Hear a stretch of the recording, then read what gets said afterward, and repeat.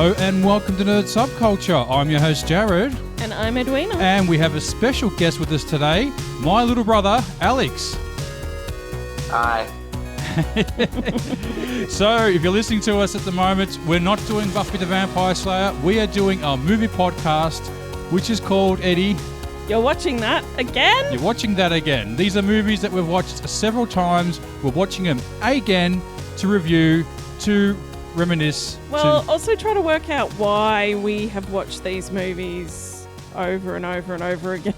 Yeah. So we're doing they're our favourite movies, and we're just trying to work out why are they our favourite movies. And why we're watching them again. So today, we're doing Police Academy. So Jared has actually picked these movies. This movie today. I'm going to let him probably pick the next few because I have put him through 3 seasons of Buffy. Mm-hmm. You have. So this is Jared's Revenge. This is my one. This is Jared's Revenge. Police Academy, 1984, starring Steve Guttenberg, Kim Cattrall, Bubba Smith, George Gaines, and the great Michael Winslow. Written by Neil Israel, Pat Prophet, and directed by Hugh Wilson.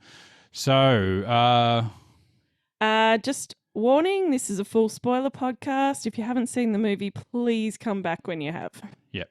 So stop this podcast now and go watch the film and come back. Yes. Right. So, Alex, you're a new guest. So you watching Police Academy. So I'm sure you've seen it before, like us, plenty of times. Where are we going to start with this? What are we going to say, Eddie? What's your connection to the movie? Like, Alex, can you remember the first time you watched it? So this one, I think I first watched it when we got the DVD box set, and I never understood why I never watched it before that. So that was probably about 2003. Really? About 14. Yeah. Wow. That late. So we used to have we still got them, not the VCDs, the laser discs, because we had number 2 and number 3. So obviously we watched them multiple times. Not every weekend, but whenever we're down at the beach house, we'd probably watch them all summer. Yeah. But yeah, I guess when I first watched this, it would have been about 2000, 2003 or something. Wow. And when I watched it, I don't think I'd ever seen it. Like, I don't remember anything from it. And I think looking at it, it was just a little bit less family friendly compared to 2 and 3. Yeah, yeah. So it makes sense why you probably didn't have it on DVD or something, video or Laserdisc.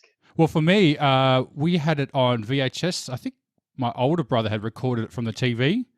So it was a recorded version with some of the ads, or I think they were pretty good at cutting the ads out. So that was the version I only ever had on VHS, ripped off the TV. Yeah, so I think I first watched this off the TV, and it was definitely the version that had cut out all the nudity and had bleeped out all the some of the racial and homophobic slurs. There were a few, especially the racial ones. Yeah, I noticed that. So it was it was only years later I think I saw the full version. I'm like, I don't remember this part of the movie. Like when the girls are dancing naked in the fire. No, I always remember that. Yeah, I think the version I had definitely did not have that scene in it.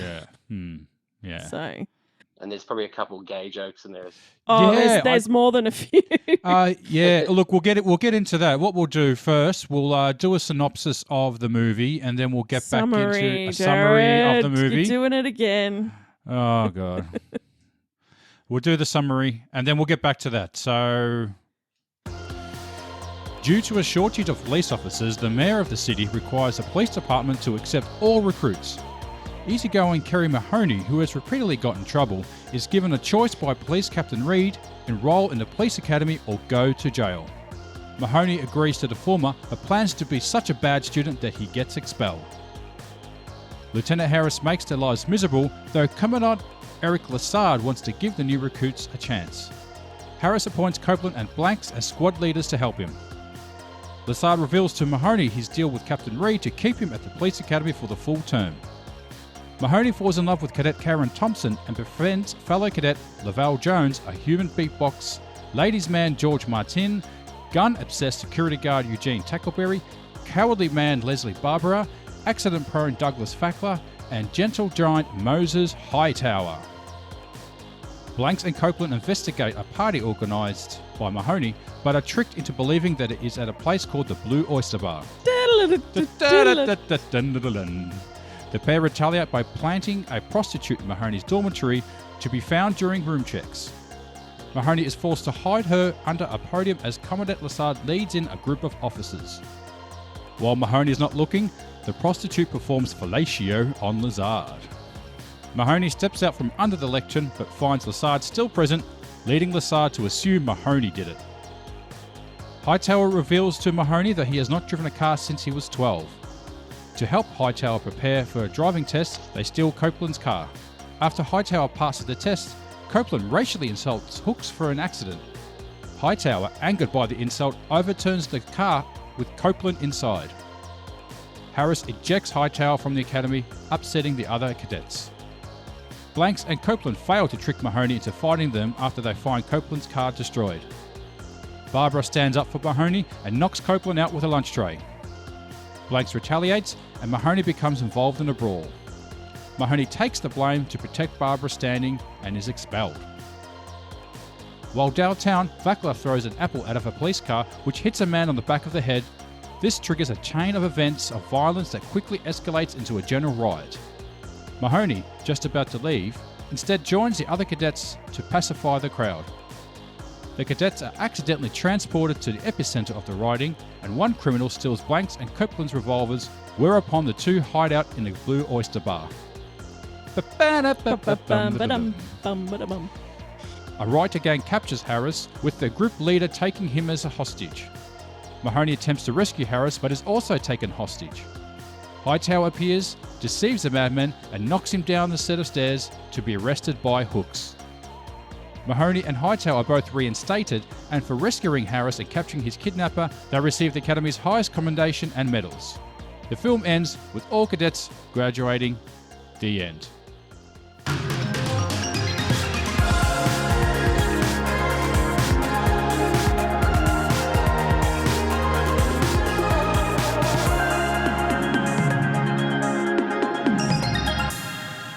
All right. So that was the summary. So look, we'll go over to Eddie.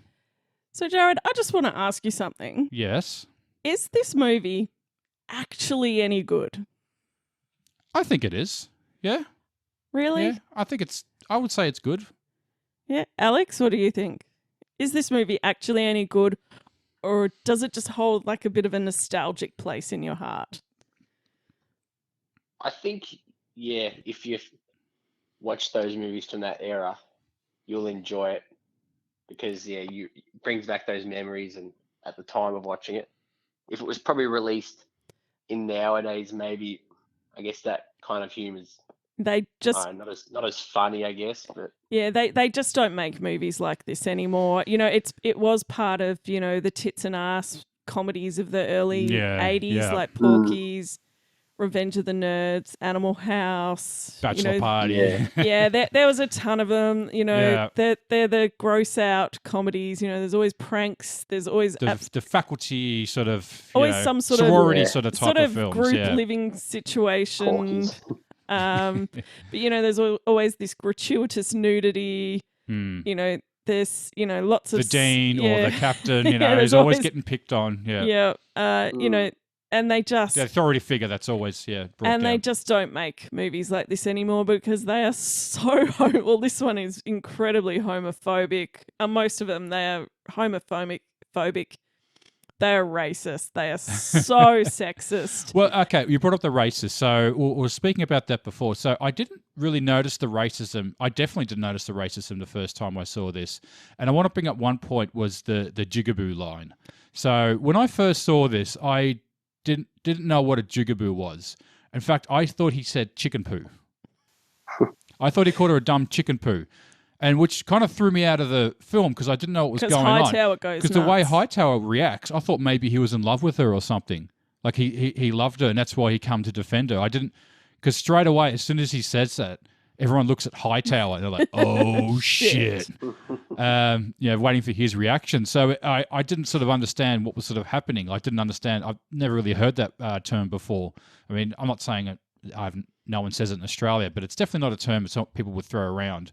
But then there was the other one when they do it at the start. Yeah. Where they're lining up, and he just screams it out. Oh, look at all the spades here, and there's like black people right behind him, And then Hightower was like touching him as he says that, like, oh shit, And then on top of that, their car. When you see their car get trashed, it had the Confederate flag on the plate. Did you notice that? Yeah, I did. Yeah. So they end up. Yeah, destroying the racist guy's car. The racist guy. Well, that's the thing. Like I don't really remember the names of these characters. Copeland and Blanks. Yeah, I know. It's like the racist guy and the jock guy. Yeah. You barely sort of, and it's the girl with the quiet voice. It's the gun nut guy. Yeah. It's the bumbling loser guy that causes, Oh, the accident-prone guy. Yeah, accident-prone guy. And then you got the other guy, Barbara, who's like the dweeb guy, gets picked on by everyone. Yeah. So yeah. And there's the guy that does the funny voices. Yeah. Sorry. Can't forget him. Yeah, go on. When you mentioned about like when they first get to the academy, and then I think is it Copeland? When he goes, "There's sure a lot of speeds around here." Like when he says that, you're like, "Oh my god!" And then when Hightower touches him, he obviously looks at him and shits himself, and he's like, "Which is the good thing." Like he just realized what he said just dug his own grave or something. Yeah. But it's funny, there are a lot of racial slurs thrown in this film, but they don't ever go for the hard N word in it. But I mean, it's still a racial slur, They're putting black people down like you would not. They're not a person or something. It's just, you would not get away with using the term spades in a movie made today. Like calling someone it depends spade. on the context, I think. But in a comedy film that this is meant to be, a light-hearted sort of comedy, I don't know. I mean, as you're saying before, they don't make movies like this. They don't make comedies anymore. Full stop. I mean, if you notice, all the films they're straight to Netflix ones that they straight still to make. Yeah. There's no big blockbuster, or they're an old IP they're digging up from 30 years ago, making a sequel of. Like they don't just make a new. I mean, I'm sure they do make new comedies, but they don't seem to get as much attention. So all our comedy has to come from the Marvel films, where they're just all their jokes are just making fun of people's names. Yeah. I don't know. The movie of this the movie plot. Well, the plot for this movie is just paper thin. Yeah. Well, interesting. The director, Hugh Wilson, apparently got inspired by when he was making another film, and there was some situation going on, and they had to get all these other policemen monitor the situation. I had all these cadets come in, and he noticed how all the people were all different creeds and pretty incompetent as well. And one of the senior police mentioned, they're just recruits, or half of them aren't going to make it, because half of them are crap. And he thought, well, what if half of them did make it? Wouldn't that be a funny film? And that was the idea. It came from that. Okay. And actually, the director made a cameo too. Oh, yeah? Yeah. What was his cameo? His cameo was the guy that got rear-ended by Hightower. Okay. Which is a funny scene. Hey, you dumb shit! And he sticked his head in the car. Just Hightower's face. Backs out. Nope. Yeah. Just how, it's all just based off incompetence though, isn't it? It's, well, I do think what makes this movie is the characters. Yeah. That's the thing. Like, though I have, they're shortened down to, the accident-prone guy, the guy that does the noises, like the gentle giant. But they're quite memorable. They are, and they all have quite funny character moments. Yeah. And who is it? The Marion Ramsey who plays Hooks. Yes. Who's the quiet-voiced girl. Apparently, I read that she based her voice off Michael Jackson. And then when she does the, don't move, dirtbag, the guys who were recording her voice, they were so used to her meek voice that they ended up been super surprised and almost losing their hearing because they had it like turned up to. They turned the loud. volume up on the mic. Yes. Don't move that back. Ah! Yeah, they just weren't used to her using her real voice. Yeah. Yeah. Also, did find another fun fact Yeah. is that the term tackleberry has become a standard in the private security industry to denote an officer who is inordinately fond of firearms and other high-tech equipment. Is that because of the series, or you're saying, that was prior to that? He was called. They used that name. Oh no, this is a term now. Now used. Yeah, oh, yeah, all right. that they wow. call okay. someone a tackleberry. Oh, actually, something I noticed too. The scene where they're doing the gun training, and the Barbara guy's doing the shooting, and he keeps firing his gun. And there's a scene where he turns around and faces the cadets, and they all shit themselves and jump to the floor, Yeah. except for Tackleberry. Yeah, I do. Did you notice that? Because Yeah. the gun wasn't cocked. Oh. He's such a gun nut. He knew the gun wasn't cocked and it was safe. Oh. Hmm. Wow. Yeah. That's a small little Yeah. I found that interesting. Yeah. yeah. Now should we talk about the Blue Oyster? The Blue Scene. Oyster Bar. Which becomes I don't know. They repeat that in all the other Yeah, movies. and it's such a don't good they? punchline. Like it's that same scene they do every time when they walk in there and it's quiet. Yeah. And then bang, that song just kicks in. Yeah. The trumpet sort of intro.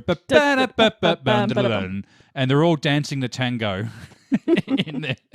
None of this grinding sort of thing or anything like that. They're doing the tango.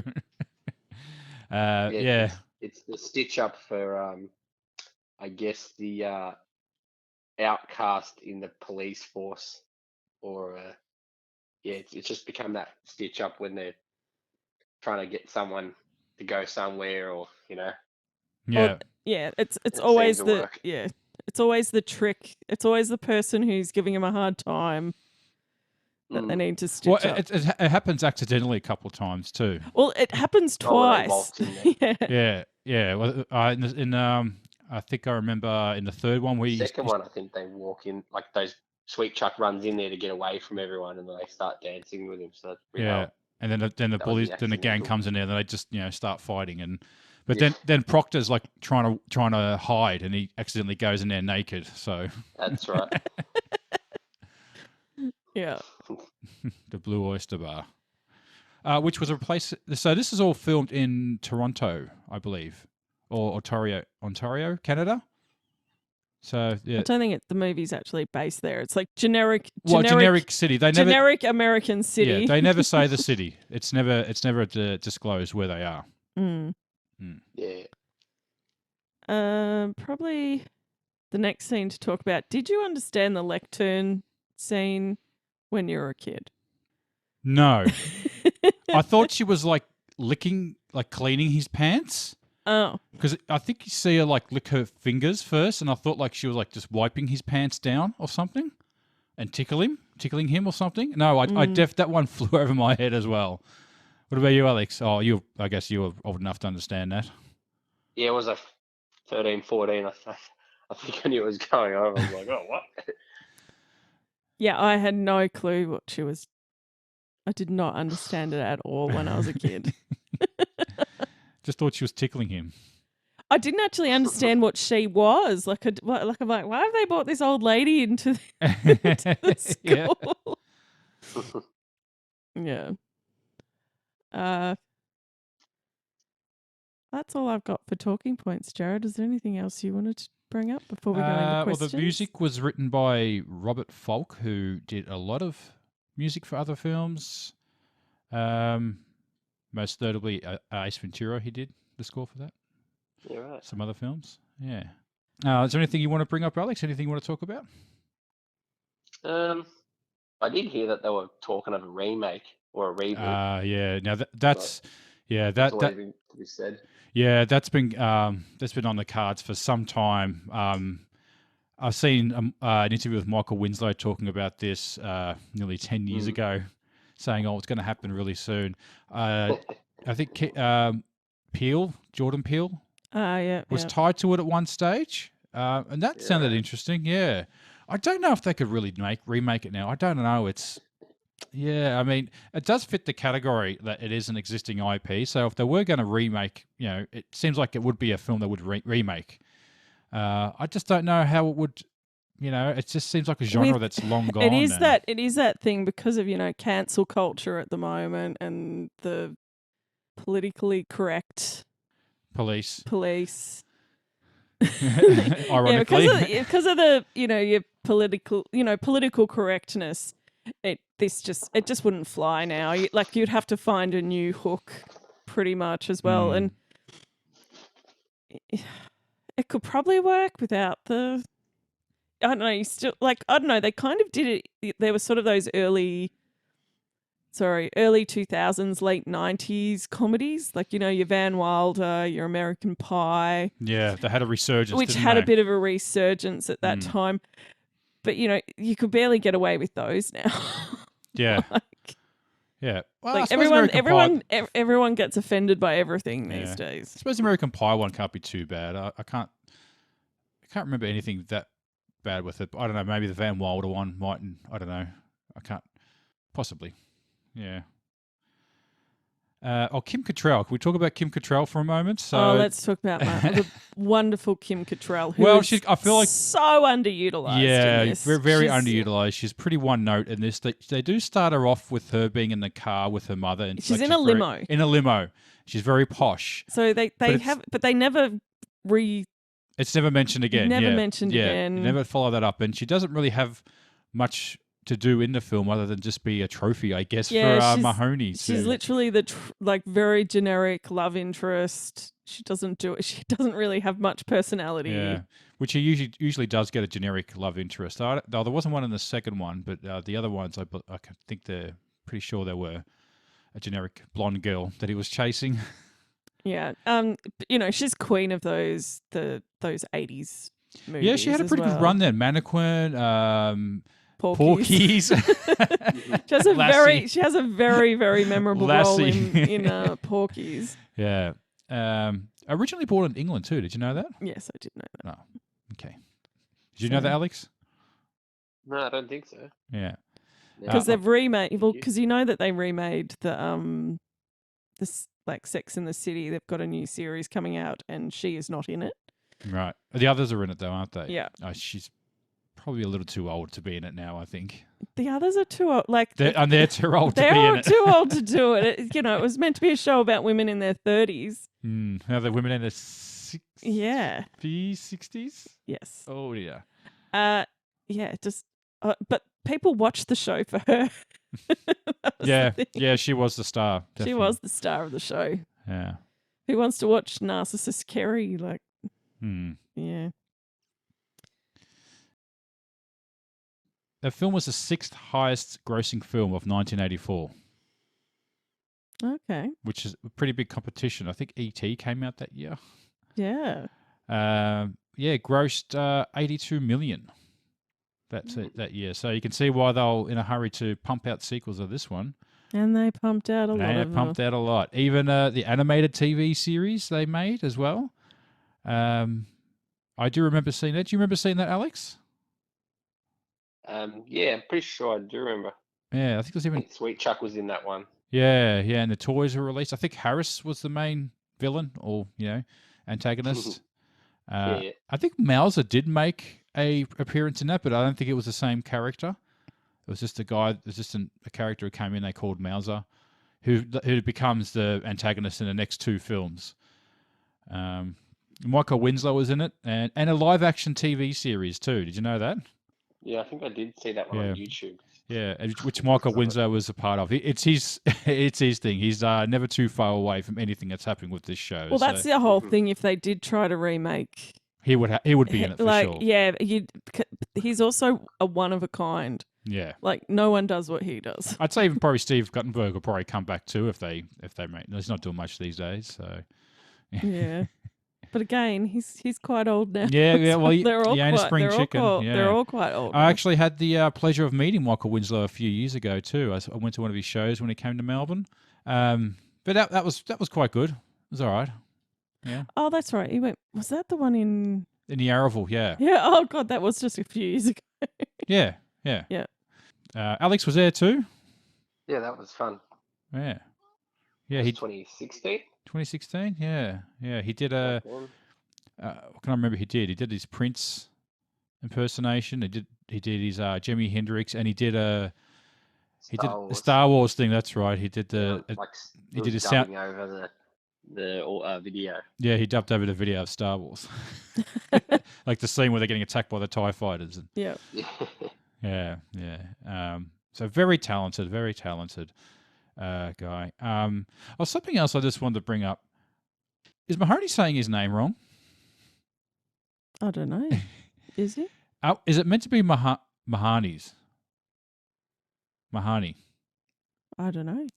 Is it an accent thing or not? Because we got Mahani's Road up not far from us. Everyone calls it Mahani's Road. Americans are kind of known for pronouncing silent H's sometimes. Like if you ever heard him say vehicle. Yeah.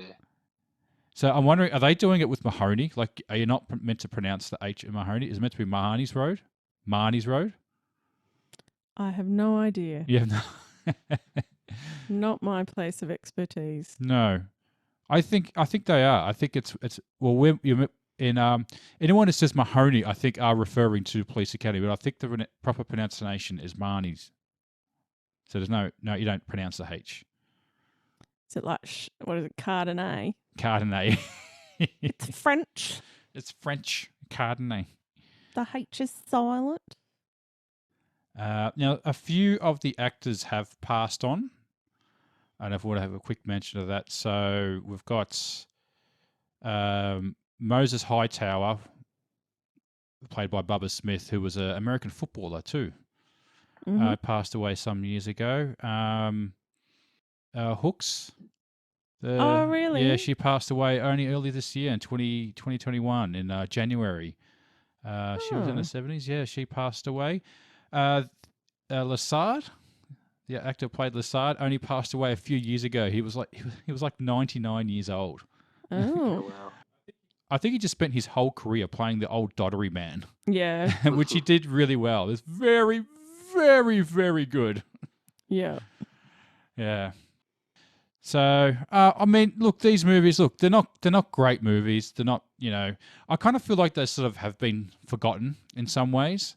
I don't feel like there's really much that's sort of said about these movies in some time. I think they've sort of long been forgotten. Alex, what do you reckon? Yeah, I think a lot of people who know about them generally are probably the, people born before the 80s. Yeah. Or if you're sort of like me, where you grew up with people who watched them or had them on VHS or Laserdisc. Mm. So, I mean, they are on TV sometimes, but I guess it's sort of got a cult following nowadays. I mean, I don't really hear, apprentices at work talk about it or something because they're sort of like, what? But then when I'm at a boat ramp with the old 550, people see them and go, oh, that's like the jet skis from the Police Academy movie. So that's that connection there Yeah. with people in society. And that's usually people who are, 30, 40 plus who remember Police Academy from that. Yeah. Definitely anyone born in this millennia probably have no idea what we're talking about. So I've seen these movies. I don't think they're in the zeitgeist as much. Well, they kind of did fizzle out towards the end anyway. Like the last couple were pretty ordinary. The last one especially. What was that Mission to Moscow? Mission to Moscow. We will get to that one. We're definitely going to do that one. So, by the way, Yeah. Jared is making me watch all of these movies again. We're going to be doing the podcast on all 7 of the Police Academy movies. Yes. And a TV show. We're not doing that. We're not doing the TV show. I've already said that. I'll do the movies, and then we'll draw out of a hat the movies that we're going to do. Come on. Now, can Hey, we get Just a quick one.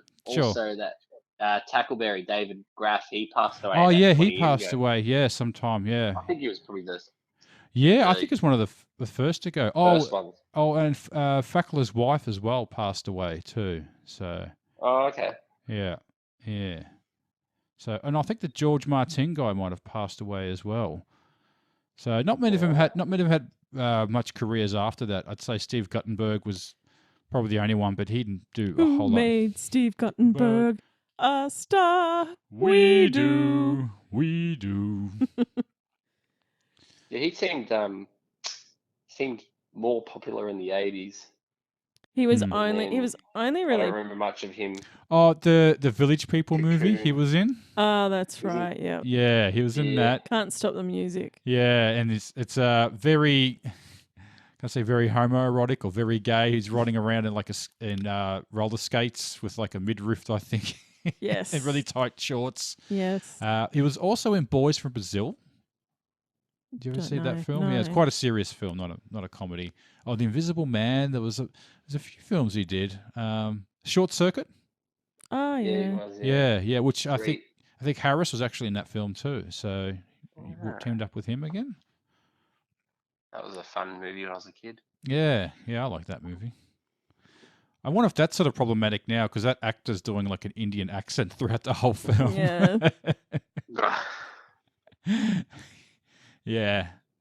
That probably wouldn't pass the politically correct test, would it? Yeah. I don't think. Like we can talk about the problematic nature of this movie, but also it's so exaggerated. Hmm. Everything in this movie is exaggerated, like all the situations. Yeah. And everyone's just an asshole to each other as well. Like Hmm. there's just no human decency in this movie. Yeah. It's a very Well, as you said, Mahoney's character at the start when he hits on Kim Cattrall is very, very cringy when he walks up to her and asks for a bus size and a phone number. yeah. You know, and you're watching that going, oh man, that's really creepy, dude.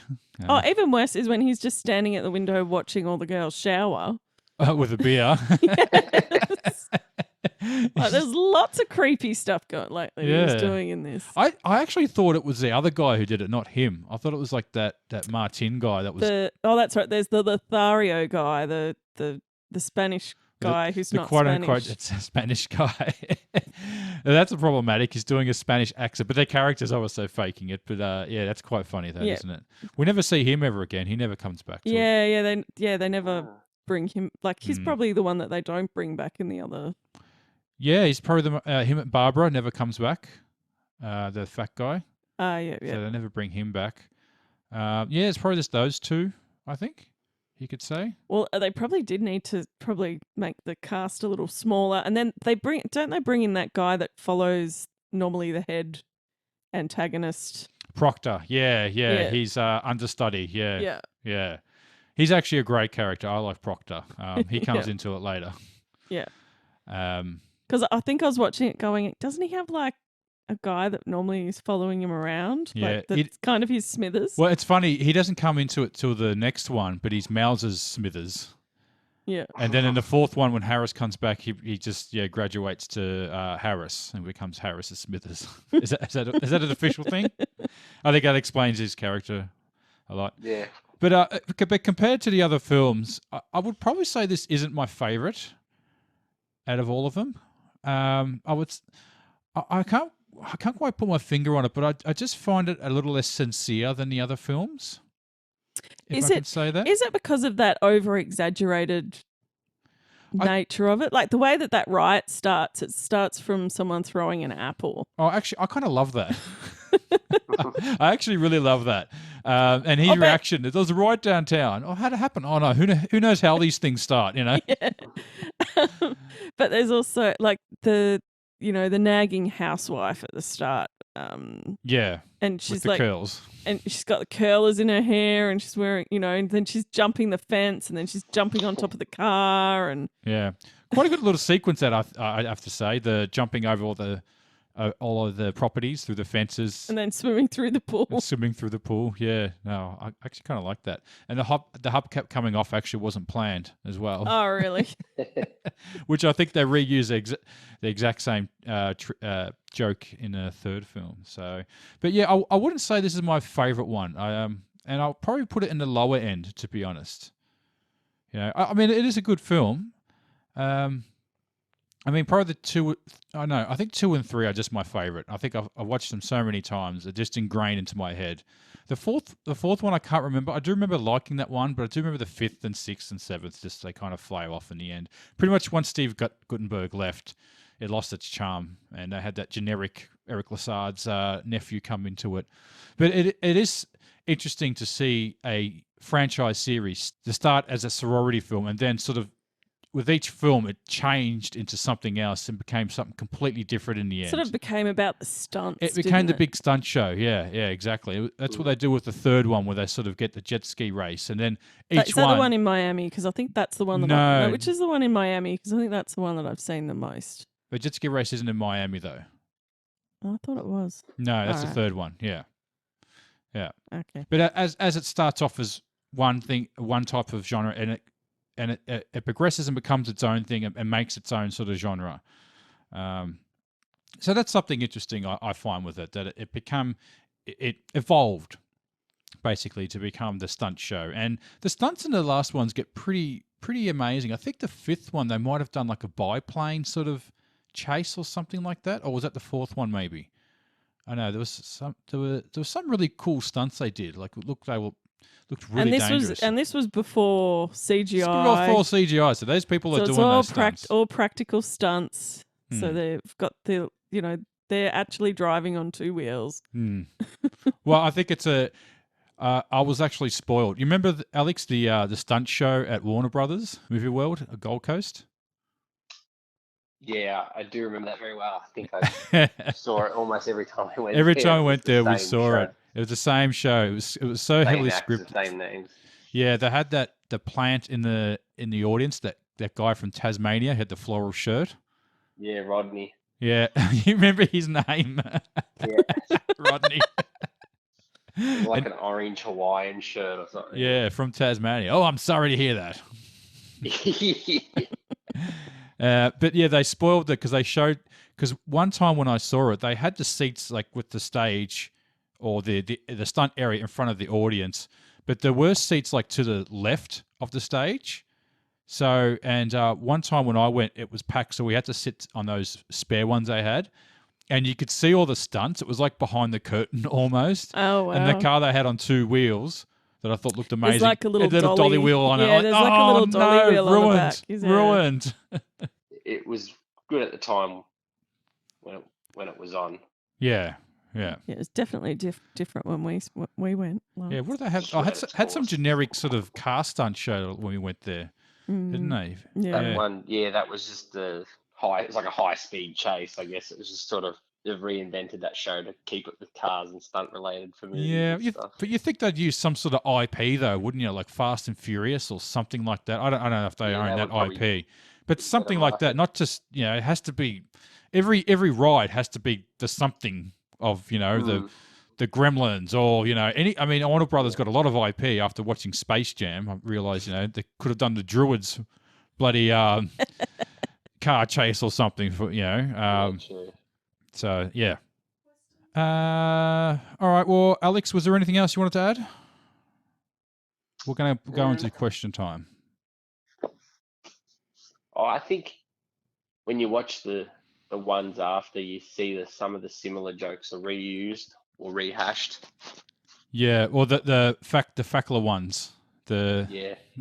the writing on the hood of the car, the Kim Cattrall one was the shot for shot. Actually, they pretty much redo that one. Yeah. Yeah. Oh, this is the rich guy. Yeah. Yeah. Yeah. He sees the Fackler's wife, Fackler on the bonnet of his wife driving the cop car. Yeah, as I said, there's a couple sort of jokes. I guess the Blue Oyster Bar and that car one. I guess Sweet Chuck replaces Barbara. Yeah, which is probably I like Sweet Chuck. Love Yeah, Sweet Sweet Chuck. Chuck. This guy. Oh, Barbara we was forgot different. about Bobcat Zed. Oh, the rapport that those two have are just amazing. Mm, He starts Yeah, out so I as a think bad guy, and he bit of a started repeat as a on bad some guy. stuff, but I guess it works because it's sort of not the exact same. Yeah.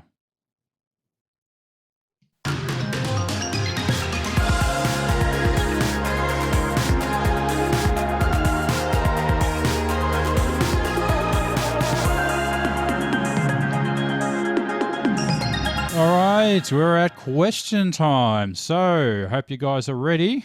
I'll be reading up the questions on this one, Eddie. All right. Alex, this is to you first. Which character was your favourite? I'd have to go with Jonesy. Jonesy. Yeah, Yeah. pretty much not idolise him, but yeah, he's very influential. Yeah. Yeah. Nothing wrong with that. Eddie, you? I love the gun-toting nut Tackleberry. Tackleberry. It gets the cat out of the tree by shooting it. I think that slightly traumatized me as a kid. But you did. Yeah. And what about you, Joe? Me, I went with Mahoney. I do like Mahoney. Okay. Yeah. Happy-go-lucky Mahoney. Next question, I'll go to Eddie this time. Eddie, favourite scene? It has to be the Blue Oyster Dance. The dun-dun-dun, dun-dun. Dun-dun-dun. But I especially love when they cut back to it and what's his name is asleep. Yeah. Yeah, they could have left. Yeah. They weren't prisoners in there. No. Yeah. I think they enjoyed it a little bit too. Yeah, and they went Yeah. back there. Yeah. By accident. By accident. Sure. Yeah. I find it funny when Harris goes, "Oh, so how was the party?" And they both pause very awkwardly, look at each other. Well, lots of dancing. Yeah. And Harris is just like, obviously he wanted the dirt, or wanted some fuel to Yeah. put in for his fire against Mahoney, or it was Mahoney doing drugs or something. It's just like that. Just No. lots of dancing. But again, the Academy doesn't really get a say in what they do in their free time. Now, Like- actually, that was something I forgot to bring up. Mahoney couldn't leave the academy. That was one thing I was thinking about. How did that work? Because I remember originally that he couldn't leave for some reason, and watching it again, it just seems like a big plot hole. Like, oh, no, you're stuck here, and now you can leave, or no, you can't leave, and then he leaves. It was kind of 1 second he can't leave, then he wants to get thrown out, then he does get thrown out, or he can't get thrown out. So it's never quite clear on how he's stuck there. And Yeah. Yeah. That's what I said. The plot is paper thin. Yeah. Well, it doesn't make any sense. But also, why would you have how is it you either join the police academy or go to jail? Like, how does that make sense? It's Yeah. a complete Well, juxtaposition. we're going to throw you to jail, but if you be a policeman, you don't go to jail. Yes. So the whole police force is people who should have gone to jail, Yeah. composed of people who should have gone to jail. Yeah, no, not going to lie. Not going to work. Alex, your favourite scene? It was a hard one. Yeah. And there was a few of them, but I guess it's probably not as funny as the rest. But I just felt it was funny when I watched it. It was when Mahoney's in Harris's office, and then he warns him about no one's ever screwed with me, and then Mahoney sort of fires back at him saying, "I guess one day that'll change," and then Harris just cracks it, and then he fires his gun through the floor. Yes, That was like one of my favorite. And then Lassard's like, "Huh?" I know it's a short one. But, Yeah. No, that's all right. Whatever you find. A lot of weapons being discharged improperly at this Yes, police academy. I have to yes. add. Definitely. Even Tackleberry, when do we get the guns? When do we get the freaking guns? No, we don't get any guns till you tell us your name. I have it up to here with your regulations. But in regards to that scene, I enjoy Mahoney and Harris's tension, I guess. Yeah, they're to and fro Mahoney's between each always other. pushing his buttons, and Harris is just like, it's almost like he just wants to wring his neck or just, do something real punishing to him, Yeah. which he does sort of. They just go back and forth. All right. Now, next question. We'll go back to you, Alex. Favorite line or favorite quote? Favorite line. Oh, again, it's another hard one. Because You can name a few if you want. maybe it's not a line, but I like that scene when, I guess, there is a couple. So it's when Harris gets his head stuck in that horse's ass, Yeah. and then comes back and his hair's all sleek, and then I just love when he goes up to Mahoney and he's like, "You didn't tell him." He's like, "I'm a soul," and then everyone's trying not to laugh, and then Jonesy just lets out Jonesy's face is like trying to hold it in, and then he just lets out that horse neigh. Like, I know it's not really a line, but Jonesy's line, I guess it is, and it's just so funny. I guess, yeah, probably for me. Yeah. Yep. Okay, cool. Eddie, As I said, it's not really much of a line, but no, yeah, that's stuff. Whatever you find, hilarious. yeah, that's the right answer. Eddie, your favourite quote? Mine has to be at the end of the movie when Mahoney goes up to do his speech, and it goes something like this: "Thank you, Commander Lassard, Chief Hurst, Madam Mayor, Mr. President, His Holiness the Pope, the King of Norway, and other honoured guests." Mine was where Barbara meets up with the bullies who were picking them at the start of the film. And he sees them like taking all this furniture and stuff out of the house during the ride, and then they all swarm around him. He ends up beating the crap out of him, and he's like, "Now get that furniture back in there and get the hell out of here." And he's like, "But it's our furniture." Oh, sorry. I don't know. I like that one. That's sort of the first thing to come to mind. And I did mention that I did actually write down Mahoney. Remember, nobody screws with me. Well, maybe you'll meet the right girl and that'll all change. That is a good one. Yeah. All right. Next question. Over to you, Eddie. Who gets the wooden spoon? Oh, it's got to be the racist cadet guy. Oh, that's what I wrote too. He gets absolutely shat on. Both of them, Blanks and Copeland? No, I think he gets it worse. Which one? The racist guy. Well, they're both. Oh, the one actually says the racial slurs. Yeah. His car gets destroyed. Hmm. I think they both get kicked out because the guys steal their guns. The Yeah. riders steal their guns. They do come back, those characters, so I don't know if they got kicked out. No, okay. Yeah, they do come back, yeah. Yeah. And the fact that he gets flipped up in the car. I do, actually, I'll give one credit. His reaction when he sees his car damaged and he just sits there like, pointing at it. yeah, just not saying, just because you don't realize whimpering. it's his car. No, you don't until you see it. And you're like, oh, okay, that was the car that Hotel ripped the front seat out of and sat in the back.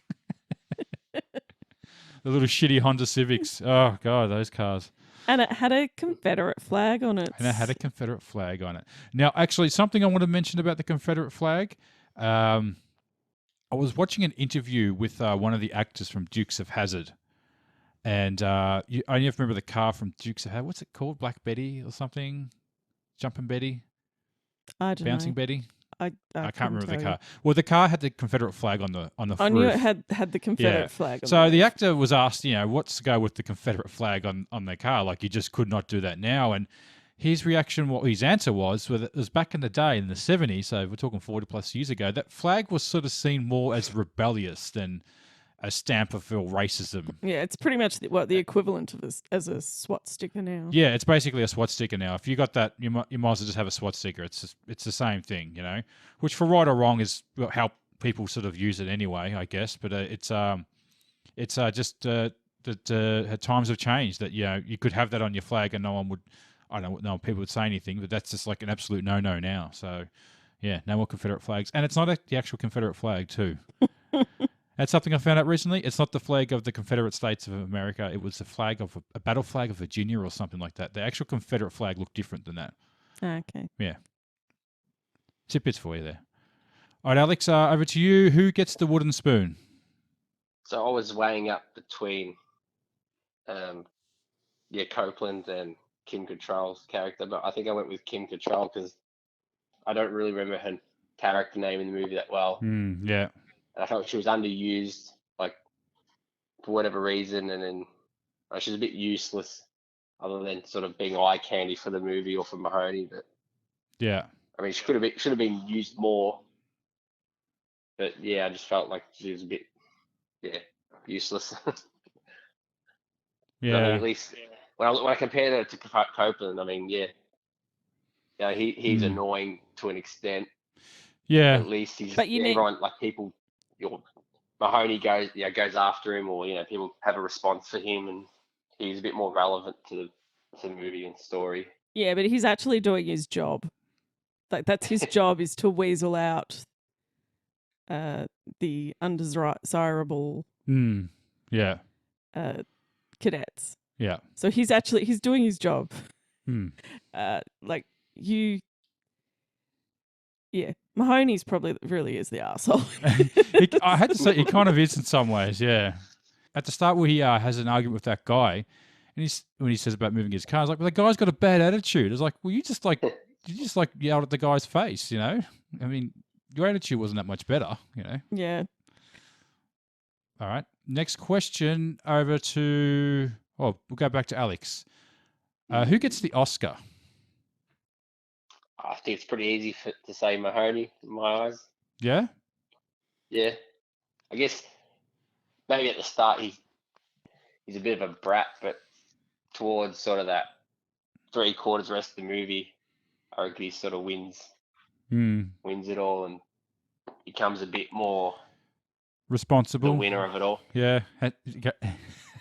Character's journey. Saves the day. Yeah. Well, he got his ass handed. He got redeemed captured. himself, but yeah. Yeah. No, that's cool. Yeah. I thought for me that was a no-brainer to pick him. Yeah. Eddie. Eddie.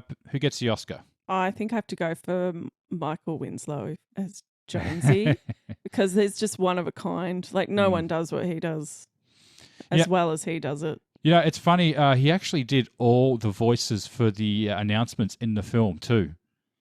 Like that was him doing the announcements. And when one of the characters asked, "Hey, Jonesy, was that you?" And he's like, "No, man, it wasn't." It was a bit of an inside joke in the film because he actually did all the announcements. Yeah. And if you listen to it again, you realize, they actually are his voice doing the announcements in the background.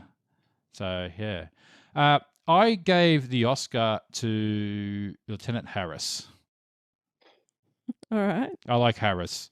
I think he's really the glue of the film, and without him, I feel like the other characters could maybe be taken out. But Harris is, I don't know. I feel like he's and his performance, I think, is pretty solid. Sort of that straight man. The straight angry man. I guess that's what it is.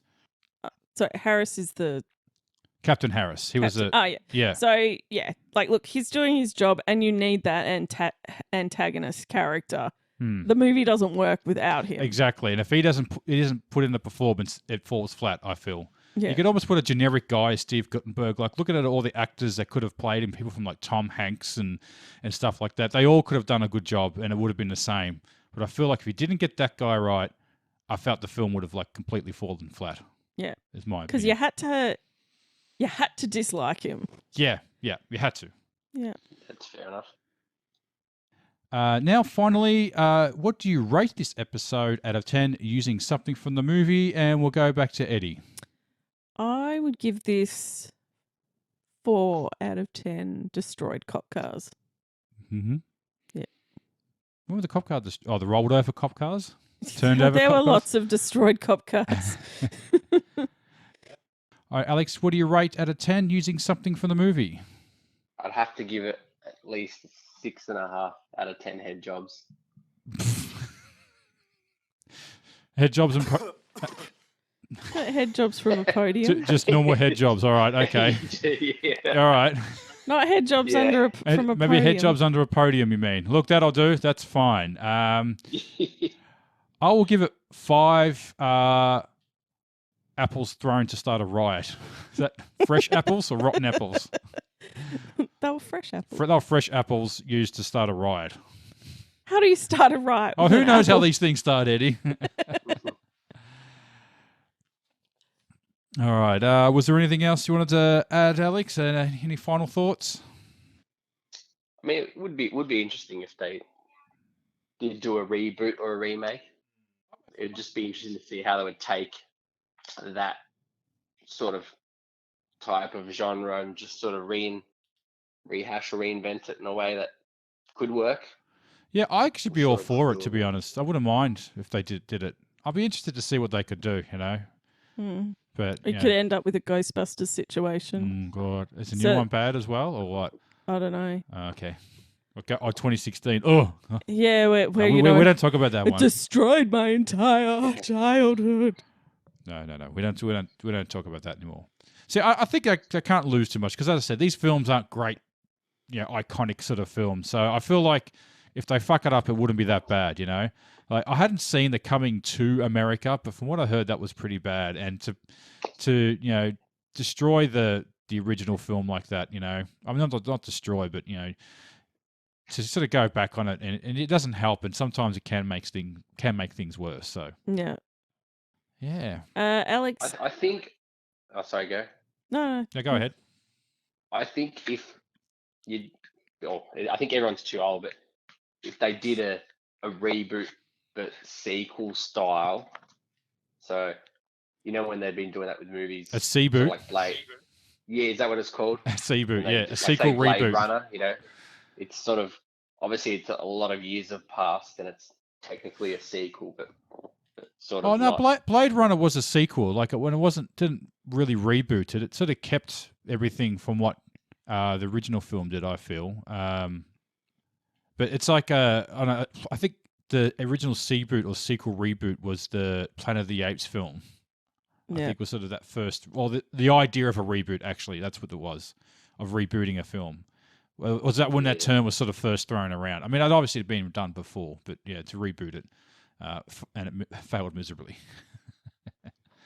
Yeah. We could reboot Spider-Man 3 times in a decade or so.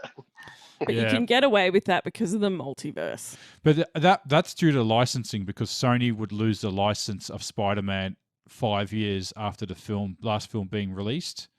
So that's why they keep making them. Yeah, that's why they made it so soon because they're like, oh, if we lose the license, it reverts back to Marvel. Let's reboot it, bang.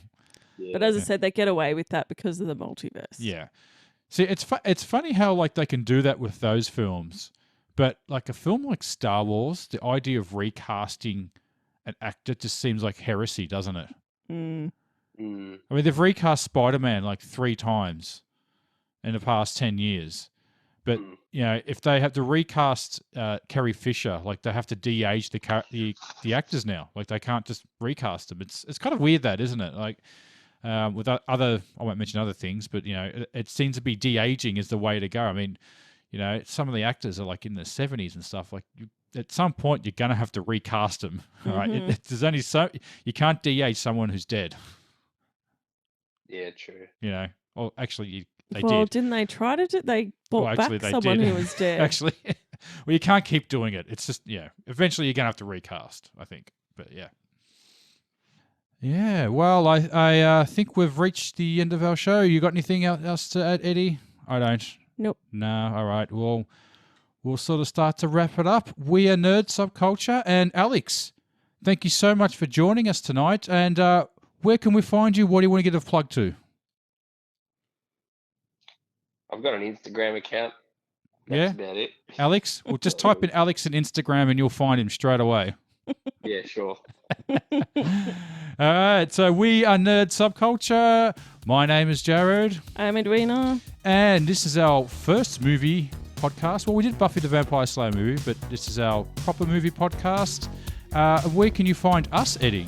You can find us on TikTok, Twitter, Instagram. There is a Facebook group, and you can email us at nerdsubculture@gmail.com. And if you like what you hear, please share, subscribe. And what back with Buffy next week? I'm not too sure, but you'll find out. We'll have a Buffy episode next week. Buffy, back to Buffy. Take care. Bye. Bye.